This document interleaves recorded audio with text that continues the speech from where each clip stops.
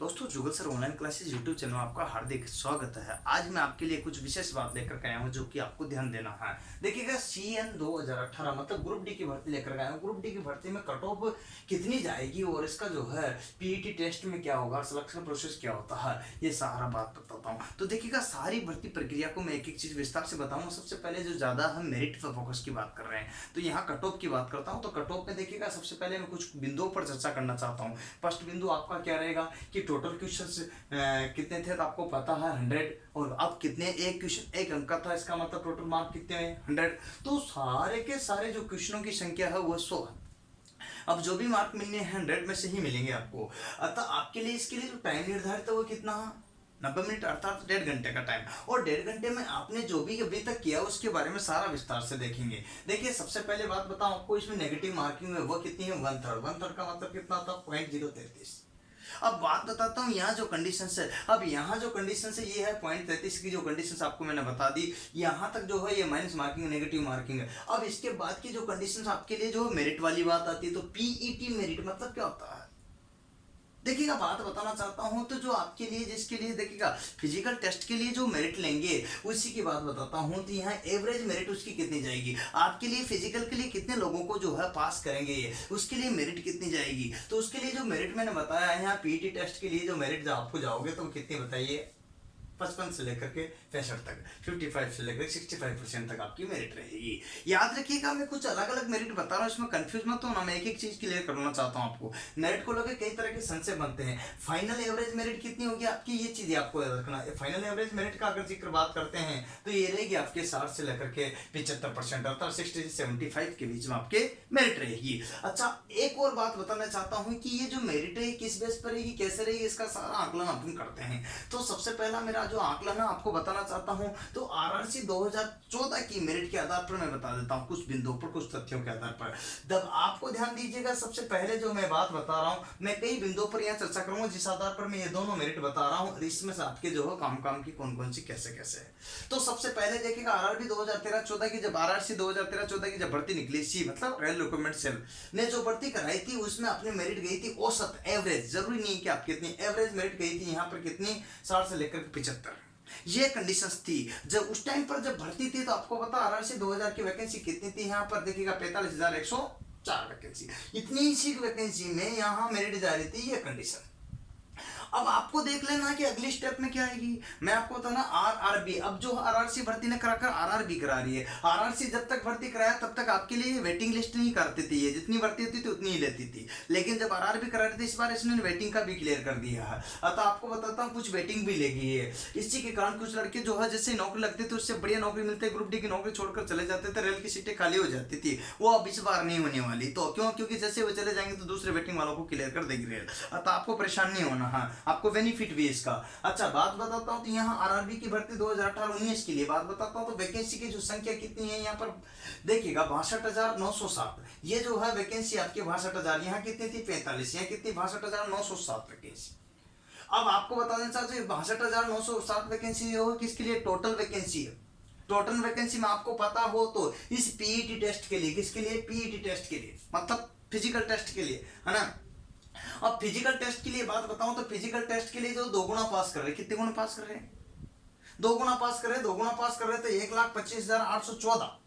ये कंडीशंस आपके यहां पर हो जाती है वैकेंसी। इसका मतलब प्रेजेंट टाइम पर अगर भर्ती है जिसके लिए आप जो है पेपर दे रहे हो तो वो भर्ती कितनी है, 1,25,814 की, न कि 62,907 की।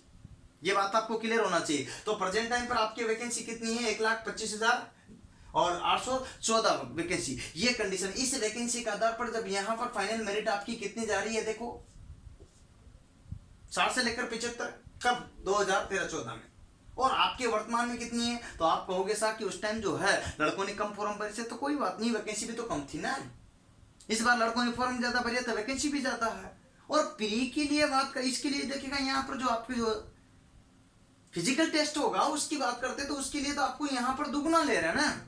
और जब दुगना ले रहे तो आपकी मेरिट कितनी जानी चाहिए, कम जानी चाहिए, इससे कम जानी चाहिए। तो इससे कम कितनी जानी चाहिए, 55 से लेकर के 65%। 55 से लेकर के 65। अब बी प्रेजेंट टाइम पर जिस भी बंदे के 55 से लेकर 65% लगभग औसत आ जाएगा, उसका जो है आपके ग्रुप डी में चयन हो जाएगा। आप कहते हो कि इतनी कम मेरिट क्यों बता रहे, इसकी कई वजह मैं आपको बताना चाहता हूं। पहली वजह तो आप 2014 की भर्ती 13 की भर्ती को देख करके यहाँ आकलन लगा सकते हो, तो इसका मतलब इसमें इतना कम तो जाना ही चाहिए 10%, क्योंकि यहाँ कर यहाँ की कंडीशन आप देख सकते हो, ये कंडीशन ये कंडीशन, तो मेजर कर लो कि आपकी ये भर्ती किसके लिए, ये मेरिट आपकी सही है कि नहीं।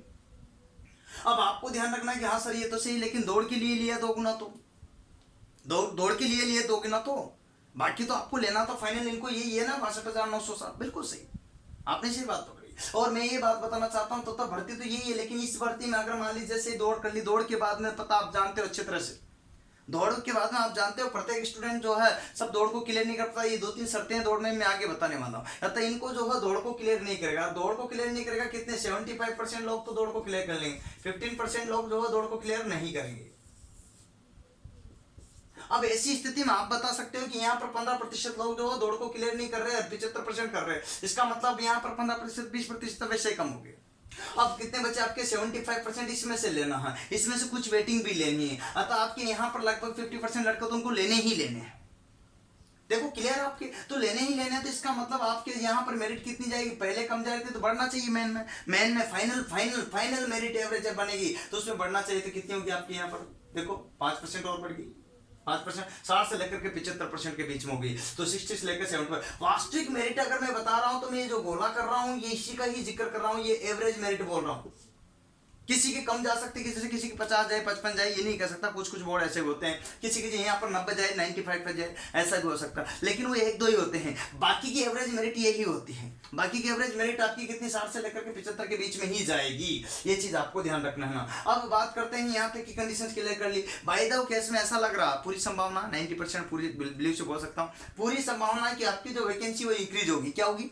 इंक्रीज मतलब बढ़ेगी, इंक्रीज होकर के अगर बढ़ती है वो जैसे वैकेंसी, अब कितनी बढ़ती है उस पर डिपेंड है। तो मैं आपको बताता हूँ कि आपकी मेरिट वापस गिर कर कितने से हो जाएगी, यहाँ 60 से लेकर के 70 या 75 की जगह कितना जाएगी 70, और ये कंडीशन है, इसमें लगभग 5% में क्या आ जाएगी, कमी आ जाएगी, ये आपकी मेरिट घट जाएगी। अब आपके सामने क्वेश्चन है कि सर हमारा तो एक ही क्वेश्चन है कि एसटी की कितनी जाएगी, ओबीसी की कितनी जाएगी, एससी की कितनी जाएगी, तो मैं बताता हूं कि आपके यूआर मतलब अनरिजर्व जनरल वालों की जो मेरिट जाएगी मेरे हिसाब से यहाँ पर 75% से लेकर अब 70 से 75 के बीच में रहेगी, मैक्सिमम कितनी होगी यहाँ पर। इसके बाद में ओबीसी की अगर मेरिट की बात करता हूं यहाँ, तो ओबीसी की मेरिट का आपको जिक्र ध्यान रखना है, तो ओबीसी की मेरिट कितनी जाएगी साहब, तो यहाँ पर आपको ध्यान रख लो 70% से लेकर अब 65 से 70 के बीच में हो सकती है।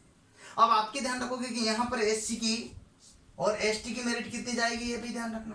तो दोनों की कंडीशंस आपको याद रखना है कि यहाँ पर 65% के लगभग जाएगी। अब यहाँ पर न्यूनतम हो सकती है 65%, यहाँ पर अधिकतम होती है कितनी 75, तो यहाँ पर जो कंडीशन है इस बीच में ही आपकी रहेगी।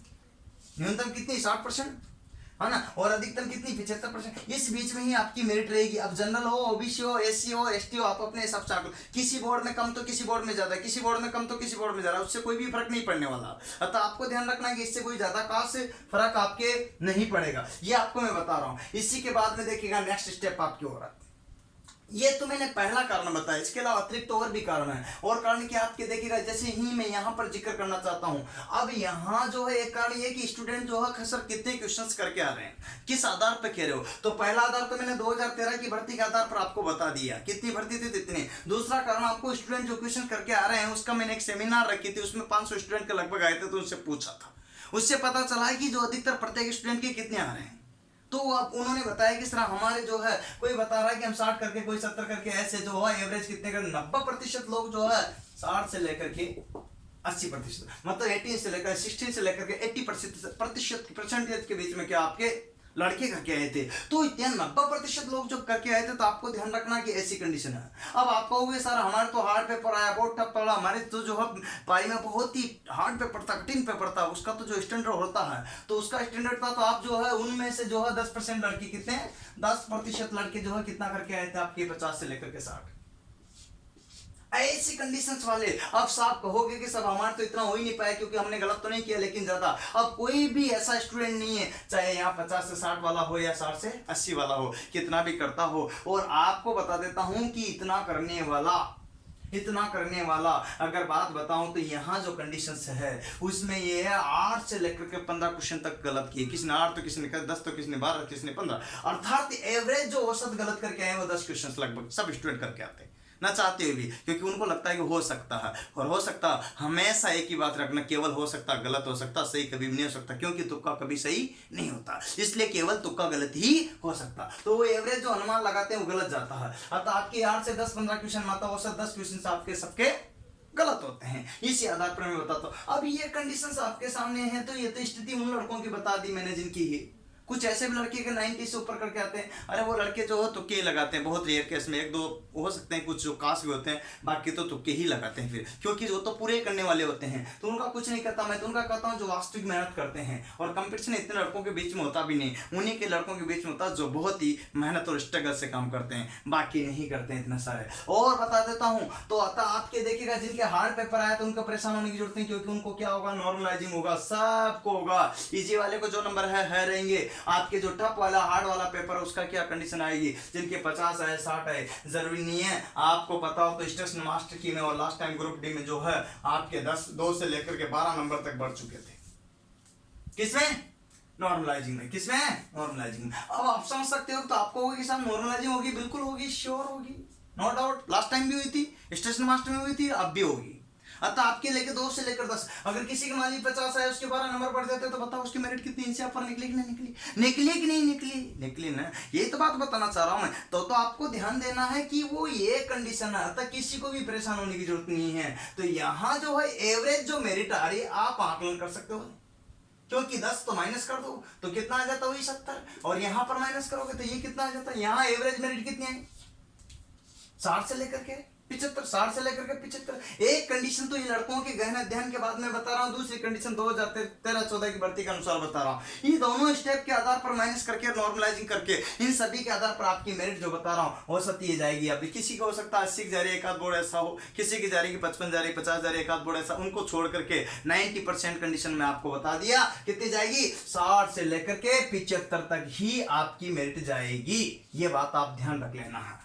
अतः ये सारी चीज मैं आपको बता रहा हूँ, समझ में तायरे होगी, उम्मीद करता हूँ ये सारी चीजें आपको समझ में आ रही। अब बात आती किसकी, पीईटी टेस्ट की। इसके पहले देखिएगा कोशिश तो आपको ही करना पड़ेगा, मैं अकेला भी कुछ नहीं, प्रयास आप और हम सब मिलकर करते हैं तब जाकर बनते हैं। इसीलिए तो कहते हैं कोशिश करने वालों की हार नहीं होती, लहरों से डर के नौका पार नहीं होती। एक चीज आप ध्यान रखना है, ये छोटे छोटे बिंदु जो मैं बोलता हूँ तो आपको विशेष तौर से ध्यान रखना है। अतः बात बताता हूँ, अब आता नेक्स्ट स्टेप कि साहब ये तो कर लिया है, लेकिन यहाँ पर जो हमारी ये मेरिट बनी है, अब फिजिकल में क्या क्या होगा। अरे फिजिकल में कोई परेशान होने की जरूरत नहीं है, अरे फिजिकल में कोई परेशान होने की जरूरत नहीं है। यहाँ पर जो टेस्ट होगा, यहाँ पर देखिएगा फिजिकल एफिशिएंसी टेस्ट जो बात कर रहा हूँ, इसमें मेल कैंडिडेट के लिए, अरे पुरुषों के लिए क्या कंडीशन है। अरे पहली कंडीशन आपकी देखिएगा 35 किलोग्राम वेट है, वजन दिया जाएगा आपको, और भार जब 100 मीटर की दौड़ दौड़ना है, कितने मीटर की दौड़ दौड़ना है, ये सब कंडीशन अब किसकी आती है, सारी की सारी दौड़ की। अब देखिए 100 मीटर की दौड़ दौड़ना, वो भी कितने मिनट में है, केवल 2 मिनट में। 100 मीटर की दौड़ 2 मिनट में दौड़ना है, कितना 35 वजन लेकर के, ये पुरुष के लिए है। इसके बाद दूसरी स्टेप क्या है, ये दोनों ही अनिवार्य है, दोनों ही यहाँ पर ये दोनों ही अनिवार्य हैं, दोनों ही आपको ध्यान रखना है। यानी या तो या तो यानी एवं, ये दोनों ही अनिवार्य है, दोनों ही करना है। अब यहाँ पर 1000 मीटर मतलब 1 किलोमीटर की दौड़ दौड़ना है, कितना 1000 मीटर 1 किलोमीटर की दौड़ दौड़ना है, कितना 4 मिनट और 15 सेकंड में। ये मेल कैंडिडेट के लिए थी, ये बात आपको मैंने बता दी। इसके बाद देखिएगा फीमेल कैंडिडेट के लिए क्या कंडीशंस रहेगी, इसको भी दौड़ दौड़ना है, दौड़ इसको भी दौड़ना है। अब इसमें देखिएगा यहाँ जो 35 था उसको 20 कर दिया, 20 किलोग्राम कर दिया वेट को, और यहाँ दौड़ तो वही दौड़ा रहा, सेम कंडीशन में, वही 2 मिनट का टाइम दिया रहा है, ये सेम कंडीशन है। अतः आपको जो है एक एक चीज मैं बता रहा हूं। इसके बाद में देखिएगा एक और वही 1 किलोमीटर या 1000 मीटर की दौड़ दौड़ेगा, इसके लिए टाइम बढ़ा दे, यहाँ टाइम देखिएगा 4 मिनट था, यहाँ कितना आपके हो गया 5 मिनट, और यहाँ कितना हो गया 40 सेकंड या 15 सेकंड था। तो टाइमिंग इंक्रीज किया गया, यहाँ वेट घटाया गया, यहाँ टाइम बढ़ाया गया, यहाँ वेट घटाया गया, यही है। अब यहाँ जो कंडीशंस है, यहाँ क्या आरक्षण होगा, अरे किसी भी तरह से कोई भी रिजर्वेशन नहीं होगा, चाहे कोई भी कैटेगरी का हो बंदा, किसी का भी कोई रिजर्वेशन नहीं, चाहे आपके देखिएगा क्या है, एक्स सर्विसमैन हो, SC हो, ST हो, OBC हो, कोई भी किसी तरह से रिजर्वेशन नहीं होगा। ये सबके लिए अनिवार्य है दौड़, और ये दौड़ आपको दौड़नी ही पड़ेगी। इस तरह से दोस्तों आपको एक एक चीज मैं उम्मीद करता हूँ कि आपको ये सारी चीजें समझ में आएगी। लेकिन दोस्त मैं अकेला भी कुछ नहीं कर सकता, इन सब चीजों के लिए आपको मेहनत करनी पड़ेगी। मैंने एनालाइज करके आपको बताया है। उम्मीद करता हूँ आप जो मेरे वीडियो देखते हो ये आपको पसंद आते होंगे, और जब पसंद आते हो तो आप शेयर भी किया करो, सब्सक्राइब किया करो, लाइक किया करो। जितना ज्यादा आप लाइक करोगे, शेयर करोगे, सब्सक्राइब करोगे, उतना ही ज्यादा आपको बेनिफिट रहेगा। इसीलिए तो बोलता हूँ, क्या बोलता हूँ कि कोशिश करने वालों की हार नहीं होती, लहरों से डर के नौका पार नहीं होती। अरे आपको बताता हूँ, नन्ही चींटी जब दाना लेकर चढ़ती तो चढ़ती दीवारों पर 100 बार फिसलती है। मन का विश्वास, रगों में साहस बढ़ता है, गिरकर चढ़ना चढ़कर गिरना नहीं ये करता है। आखिर मेहनत उस चींटी की बेकार नहीं होती, और कोशिश करने वालों की हार नहीं होती। इसलिए बोलता हूँ आज के लिए बहुत बढ़िया, धन्यवाद। जय हिंद, जय भारत, वंदे।